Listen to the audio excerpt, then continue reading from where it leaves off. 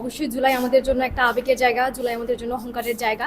সেখানে বিশ্ববিদ্যালয় কর্তৃপক্ষ থেকে এ ধরনের আয়োজন অবশ্যই আমাদের জন্য আনন্দের। আমরা আমাদের জুলাই শহীদদেরকে, জুলাই যোদ্ধাদেরকে আবার আরেকবার স্মরণ করার সুযোগ পেয়েছি আনুষ্ঠানিকভাবে বিশ্ববিদ্যালয় কর্তৃপক্ষ থেকে করার কারণে এটা আমাদেরকে আরও আনন্দ দিচ্ছে।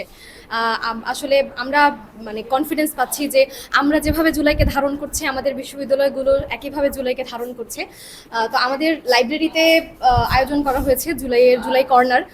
বইয়ের আগে এখানে হচ্ছে আমরা দেখতাম যে একটা নির্দিষ্ট কর্নার ছিল, যে কর্নারটা সারা বাংলাদেশে সব লাইব্রেরিতে কমন ছিল, বঙ্গবন্ধু কর্নার নামে। সেটাকে রূপান্তরিত করা হয়েছে জুলাই কর্নারে। তো এটা একটা খুব সুন্দর রিফ্লেকশন যে আমরা একটা বিষয় থেকে বের হয়ে আসতে পেরেছি, যে একজন ব্যক্তিকেন্দ্রিক বা ব্যক্তি পূজার যে ব্যাপারটাতে আমাদেরকে অভ্যস্ত করা হয়েছিল সেখান থেকে আমরা বেরিয়ে আসতে পেরেছি। এবং যে তরুণ প্রজন্ম যে বিষয়টাকে ধারণ করে সেই বিষয়টাকে সামনে নিয়ে আসা হয়েছে জুলাই কর্নারের মাধ্যমে।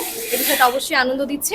লাইব্রেরির পক্ষ থেকে জুলাই কর্নার উদ্বোধনে আমরা মনোমুগ্ধকর একটি উদযাপন দেখছি, যে এখানে জুলাই সম্পর্কিত বিভিন্ন ম্যাগাজিন, বই, রিসার্চ পেপার এবং এখানে আমাদের পিছনে আছে বরিশাল বিশ্ববিদ্যালয়ের যে স্মৃতিচিহ্ন, যে সেদিন আন্দোলনের আমরা কীভাবে যৌথ বাহিনীকে প্রতিরোধ করেছি এবং তাদেরকে ক্যাম্পাস থেকে যেতে বাধ্য করেছি।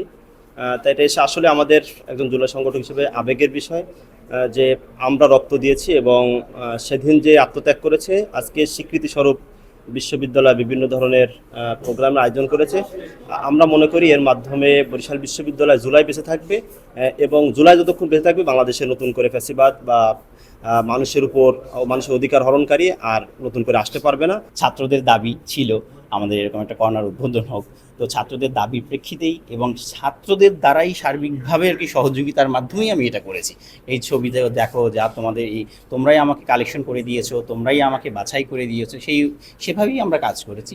এবং আমার লাইব্রেরির কর্মকর্তা কর্মচারীরা, সেই সাথে হচ্ছে বিশ্ববিদ্যালয়ের প্রশাসনের ঊর্ধ্বতন কর্মকর্তা, ভাইস চ্যান্সেলর স্যারের সার্বিক তত্ত্বাবধানে এই কাজগুলো সম্পন্ন করতে পেরেছি।